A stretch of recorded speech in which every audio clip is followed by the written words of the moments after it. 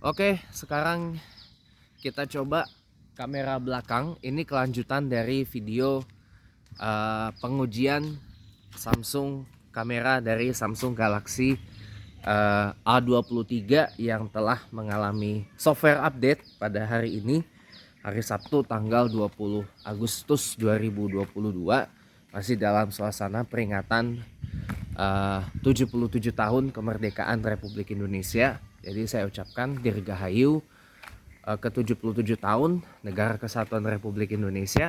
Mari kita sama-sama bangkit lebih cepat untuk pulih lebih kuat. Nah, ini sekarang kita tes kamera belakangnya. Ini maaf saya zoomnya agak jauh ya, zoom 0,5 kali. Biasanya saya rekam kamera belakang itu pakai zoom 1 kali, tapi untuk itu sudah saya lakukan di pertama kali saya beli A23 ini, dan hasilnya memang sangat shaky ya kalau untuk versi yang sebelum improvement ini. Tapi kalau yang sekarang, nanti di mode nighttime pun juga untuk kamera belakang juga akan zoom 0,5 kali. Kalau yang pas pertama itu kan zoom 1 ya, kali ini zoom 0,5, zoom yang agak jauh ya, zoom jauh. Kalau zoom 1 tuh zoom dekat. Nah, ini sekarang kita tes kamera belakang, jadi nggak terlalu panjang, nggak terlalu panjang. Jadi, nah ini lumayan ada perbaikan yang signifikan gitu ya. Soalnya pertama saya beli Samsung A23 ini, kamera belakangnya itu shaky banget, goncang banget, terutama pas lagi jalan, goncang banget. Jadi kesannya kayak gimana ya? Kesannya tuh kayak ya simply goncang aja, nggak spesial banget gitu. Tapi ini memang sudah jauh lebih stabil karena tadi update-nya adalah perbaikan stabilisasi kamera video ya. Ya overall ya lumayan sih. Nah, ini tidak terlalu shaky seperti pertama saya beli ya. Enak loh. Tapi sekali lagi untuk kamera belakang ini noticeable banget, nggak terlalu shaky seperti kamera depan. Kalau tadi kamera depan pas lagi jalan itu shaking-nya bener-bener masih ada, tapi seenggaknya sudah mulai ada perbaikan tipis-tipis lah. Tapi kalau untuk kamera belakang ini perbedaannya, ini nggak terlalu shaky pas lagi jalan biasa. Nah, sekarang kita coba jalan dengan sedikit cepat. Nanti kita coba tes pada saat lari ya, apakah kameranya juga akan shaky apa enggak. Karena ini hanya tes aja, nggak ada pembahasan apa-apa, nggak ada obrolan apa-apa karena memang belum ada. Kalaupun ada obrolan, masih ya obrolan tentang mega kasus ya, temen makan temen lah ya, mungkin temen-temen juga udah tahu, tapi itu rumit sekali untuk mencernanya. Jadi ini kita nggak ada bahasan apa dulu gitu ya.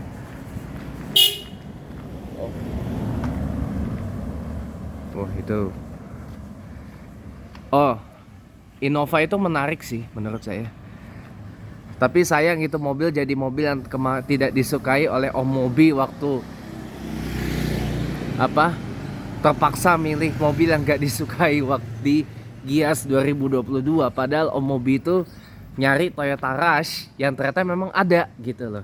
Oh iya, ngomong-ngomong Gias, Gaikindo Indonesia International Auto Show 2022 besok udah selesai, tanggal 21 Agustus 2022.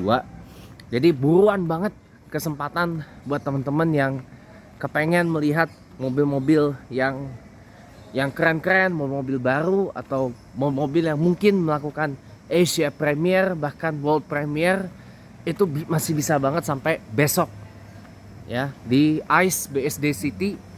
Kalau untuk weekend harga tiketnya Rp100.000. Kalau weekdays kemarin itu Rp50.000. Dan sayangnya tinggal besok, jadi harus bayar 100.000 dan tiketnya hanya bisa dibeli online di aplikasi Info 360. bukan Info Auto 360. Aduh, sayang banget. Tiketnya masih harus beli online ya. Mungkin gara-gara kemarin efek pandemi COVID-19. Dan tapi jujur ya, kalau ngomongin masalah Innova ini kan beredar banget. Nah, kan jadi keluar sedikit kan. Innova yang baru itu di Santer akan keluar dengan kemarin itu saya baca di IG-nya Indra Fatan. Itu katanya akan menggunakan nama Innova Zenix. Kalau kemarin katanya Innova Cross. Nggak tahu yang bener yang mana. Tapi Santer katanya Innova baru ini akan menjadi front wheel drive seperti Avanza dan akan jadi sebuah mobil monokok atau sasis unibody. Nah, itu kan banyak penggemar Toyota Kijang yang protes. Gak apa-apa, kita ngobrol di sini aja, walaupun tapi nanti takutnya kepanjangan, jadi kita ngobrol di terpisah aja. Karena ini hanya sekedar tes. Tapi nggak apa-apa, saya selesaiin dulu yang tadi.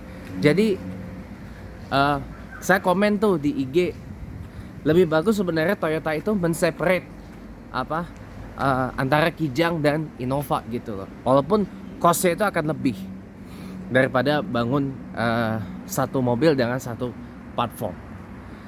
Ya, rumornya katanya begitu. Innova nanti akan sama kayak Avanza, menjadi front wheel drive, menjadi unibody monokok, ya.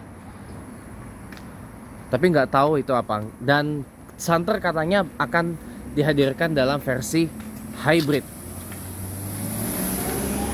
Nah, itu saya nggak tahu itu. Pokoknya nanti tunggu aja nanti di akhir tahun ya. Karena memang Toyota Innova yang baru ini, Pak, itu nggak debut di Gias tahun 2022. Yang debut di Gias 2022 itu ada Suzuki Espresso, ada Hyundai Stargazer. Itu Stargazer tuh bener-bener mobil yang lagi diperbincangkan banyak orang belakangan sebagai pemain baru di kelas entry level compact MPV atau low MPV, berhadapan langsung dengan Expander dan Avanza, terutama Veloz. Ya.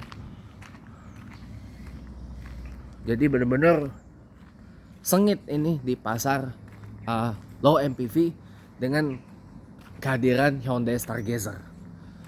Nah, itu baru debut di Gias 2022, ditambah juga ada Palisade facelift yang sayangnya masih belum menarik minat saya untuk beli itu mobil, karena Palisade facelift yang masuk ke Indonesia itu adalah Palisade yang tipe bawah. Kalau dari spek Korea Selatan itu Palisade tipe Trend, bukan Palisade yang tertinggi atau Palisade kaligrafi. Ya mungkin karena orang-orang di Indonesia menyukai model kayak SUV kayak Hyundai Palisade itu kan yang lebih sporty, yang grillnya tuh bisa di blackout gitu ya, yang pakai pelek itu dihitam legamin gitu ya. Mungkin jadi pihak Hyundai memasukkan Palisade yang bawah, yang tipe Trend, yang sporty gitu ya ke Indonesia, bukan Palisade kaligrafi yang lebih ke arah elegan. Tapi nggak masalah juga sih, walaupun itu sebenarnya Palisade yang tipe bawah yang masuk ke Indonesia. Kemudian juga ada Kia Sportage. Kia Sportage setelah sekian lama absen, masuk lagi ke Indonesia. Kemudian Kia Carens. Kia Carens India saya julukin ya, karena memang Kia Carens yang baru ini adalah Kia Carens rakitan India yang berbagi platform dengan Kia Seltos. Ya, itu harganya untuk yang tipe bawah yang 1500 cc naturally aspirated itu harganya sedikit lebih mahal di atas Veloz pokoknya. Kalau untuk yang tipe tertinggi yang 6 seater yang pakai Smart Stream 1400 cc turbo itu harganya udah hampir 450 juta rupiah. Dan itu bukan harga sebuah low MPV, karena memang Kia Carens yang turbo itu tidak diposisikan untuk di kelas low MPV. Dia dihadapkan dengan Wuling Cortez sebagai MPV compact yang bermesin turbo. Itu benar-benar mobil yang ya kalau boleh saya bilang layak untuk ditunggu sih. layak untuk ditunggu. Kemudian juga ada Subaru. Setelah sekian lama Subaru menghilang, akhirnya datang kembali ke Indonesia dengan membawa SUV-nya kayak Subaru XV, kemudian Subaru Forester, bahkan Subaru BRZ generasi kedua, alias kalau Toyotanya Toyota GR86 generasi kedua itu juga datang ya. Dan itu juga memang memantik perdebatan karena banyak yang mengatakan BRZ generasi pertama, BRZ itu jauh lebih oke, G86 generasi pertama katanya jauh lebih, ya itu soal selera masing-masing lah ya. Kemudian ada juga beberapa model-model lain seperti Q7 facelift datang ke Indonesia, kemudian Q8 facelift datang ke Indonesia juga, kemudian banyak banget mobil yang keren-keren kayak Rocky Smart Hybrid juga didatangkan tapi gak dijual. Kemudian Nissan Terra facelift akhirnya datang juga setelah sekian lama Nissan menghilangkan Terra dari pasar Jeep medium midsize PPV, midsize Jeep PPV di Indonesia. Tapi belum bisa dibeli sekarang karena inden sampai tahun depan 2023. Dan Nissan Terra hanya hadir dalam format 4x4 di mode di yang facelift ini. Jadi yang 4x2 itu tidak dijual. Nah ini kemungkinan besar Nissan Terra VL 4x4 yang facelift yang kemarin dipamerkan di Gias 2022 itu kemungkinan besar harganya akan menyentuh harga dari Mitsubishi Pajero Sport Dakar 4x4, yaitu di angka sekitar 700 jutaan rupiah. Mahal. Pajero Sport Dakar 4x4 yang facelift itu harganya sudah di atas 701 juta rupiah. Fortuner GR Sport 4x4 ya, itu harganya di bawah 700 juta rupiah loh teman-teman. Harga terakhir yang saya terima itu masih di angka 680 sampai dengan 690 juta rupiah. Itu untuk Fortuner GR Sport 4x4 yang bermesin 2800 cc 1 GD FTV. Itu tenaganya besar sekali, 204 PS dengan torsi 500 Nm. Sementara Nissan Terra yang facelift ini dia masih menggunakan mesin YD25 DDTI 2500 cc turbo diesel, tenaganya 190 PS, torsinya 450 Nm. Jadi nggak dimasukin Terra spek Thailand yang bermesin 2300 cc twin turbo YS23 DDTTI yang tenaganya pun juga sama 190 PS dan torsinya 450 Nm. Saya ngomongin Nissan Terra itu ada mobilnya yang pre-facelift tapi yang faceliftnya ini udah ditunggu-tunggu banget, terutama oleh saya. Dan ya sebenarnya ini timbul pro kontra juga bagi yang maniak Jeep PPV ya. Karena Nissan Motor Indonesia NMI itu hanya menghadirkan Terra facelift 4x4. Ini jadi ngomongin Gias nih. Ini karena besok udah selesai jadi, dan saya sebenarnya niat mau ke sana, cuman karena satu dan lain hal jadi belum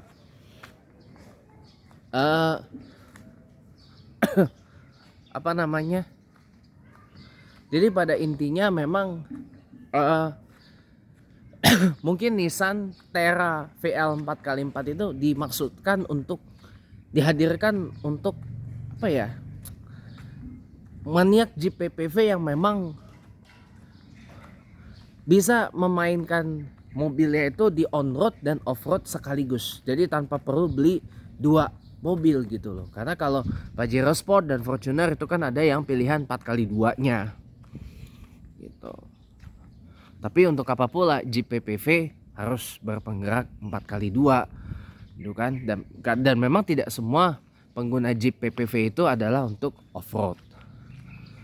Jadi paling enggak untuk ya simbol OKB atau enggak paling Yang paling ngeselin banget itu adalah kadang-kadang mobil Jeep PPV sekelas Pajero Sport atau Fortuner itu dikasih strobo bunyi totot totot totot kayak gitu, padahal itu bukan mobil kedinasan, apalagi mobil polisi. Itu saya paling nggak suka dan jangankan Jeep PPV deh, mobil sekelas Kijang Innova aja kalau yang warna itu kadang-kadang juga dikasih totot totot, dikasih strobo, kok itu kan annoying banget. Ya, ya. Oh ya, kemudian juga ada Porsche yang ikut Gias. Ya walaupun cuma pajang 3 ya, Cayenne, Cayman dan juga Porsche Taycan ya. Mercedes-Benz gak ikut Gias tahun ini. BMW memasukkan iX SUV listriknya. Kemudian BMW seri 7 yang baru sayangnya belum masuk ke Indonesia, mungkin nanti ya. BMW seri 7 yang baru akan dihadirkan di Indonesia mungkin satu hari nanti ya. Oke, jadi kalau itu mungkin sejumlah mobil-mobil yang melakukan debut di Gias 2022. Ada yang memang sudah bisa dijual, ada yang memang belum. Contohnya kayak Rocky Smart Hybrid, kemudian MG Extender yang basisnya adalah Maxus T70 Maxus T7, Maxus pickup dari Tiongkok itu dirakit di Thailand, dibawa dari Thailand. MG Extender itu pesaing dari Mitsubishi Triton, Toyota Hilux, Isuzu D-Max, Ford Ranger. Waduh, itu udah benar-benar panas pasar double cabin kecil terutama mungkin di Thailand dan juga di Asia Tenggara. Jadi itu benar-benar pasar Jeep PPV dan pasar double cabin di Thailand itu benar-benar memanas. Apalagi kalau sampai MG memasukkan MG Gloster ke pasar Thailand dan pasar Indonesia, waduh, itu dijamin pasar Jeep PPV itu akan lebih panas lagi. Sepanas cuaca pada hari ini. Oke, jadi overall kesimpulannya ini kamera belakang malah jadi ngomongin Gias deh. Itu Toyota Veloz Santer katanya akan dihadirkan versi hybrid tahun depan, tapi masih lama. Nggak tahu kenapa saya ngelihat langsung mobilnya terlihat ceper gitu ya. Mobilnya tuh terlihat lebih ceper dari perkiraan. Sementara Expander menjangkung. Gitu. Oke, tapi kalau di Gias 2022 mobil yang paling menarik saya banget itu adalah kalau saya boleh jujur, yang menarik saya banget itu adalah BMW iX SUV listrik BMW yang menurut saya sangat fenomenal, dan itu merupakan BMW i yang baru yang benar-benar dibuat dari pure listrik selain i7. Kalau i3 kan enggak, itu masih hybrid ya. Tapi kalau mobil yang benar-benar enggak banget buat saya untuk di Gias 2022 itu jujur adalah Suzuki Espresso. Karena ya memang di beberapa reviewer banyak yang mengatakan ya nyetirnya sih enak, dan memang untuk ibu-ibu, untuk mama-mama zaman now, mungkin untuk yang keperluan cuma sekedar ke pasar, ngantar anak sekolah, atau cuma berkeliaran di dalam kota aja, memang enak mobilnya. Memang mobilnya enak, mobilnya pas, bisa mosak-masik gitu kan. Bahkan bisa masuk gang-gang kecil karena memang mobilnya tuh mungil banget. Itu penerus dari Suzuki Karimun Wagon R. Nah, ini Fortuner PRZ Tetra Drive yang digantikan oleh Fortuner GR Sport Tetra Drive. Nah, tapi entah kenapa ya, saya kayak nggak suka aja dengan Suzuki Espresso gitu loh. Karena memang itu mobil dibawa langsung oleh Indomobil Suzuki dari India ya. CBU India, nggak masuk skema LCGC memang. Dan itu memang hanya pas untuk India gitu loh. Suzuki Espresso itu hanya pas untuk mobilnya tuh mungil banget, mungkin semungil Kia Visto yang ada di depan mata saya itu. Mungil tapi simply enggak aja gitu loh. Ditambah lagi ada spec down yang kayaknya Indomobil Suzuki memasukkan Espresso VXI yang tipe bawah ke Indonesia, bukan VXI Plus yang ada fog lamp, yang head unitnya bisa Apple CarPlay, bisa Android Auto gitu ya. Itu ada di tipe yang VXI Plus. Kayaknya Suzuki Indo memasukkan Espresso VXI yang itu bikin saya jadi enggak banget untuk Espresso di Gias 2022. Seandainya Suzuki masukin VXI Plus di varian Espresso sebagai varian Espresso yang dimasukin ke Indonesia, tetap itu akan enggak banget buat saya. Enggak banget gitu. Pokoknya di Gias 2022 yang enggak banget buat saya itu adalah Suzuki Espresso, mobil yang enggak banget. Tapi overall untuk kamera A23 setelah improvement ini jauh lebih oke, ya, jauh lebih stabil dibandingkan yang pertama. Apakah worth it Samsung Galaxy A23 untuk dibeli? Jawaban saya tergantung kebutuhan. Kalau cuma kebutuhannya bukan untuk gaming dan masih belum perlu 5G, memang ini cocok. Karena memang RAM-nya juga cukupan, storage-nya juga cukupan 128 GB, tapi bisa di-extend dengan kartu micro SD. Tapi kalau untuk kamera masih ada HP 3 jutaan yang lebih baik daripada yang ini. Oke, sekian tes. Jadi panjang ini videonya gara-gara ngomongin Gias. Thank you for watching.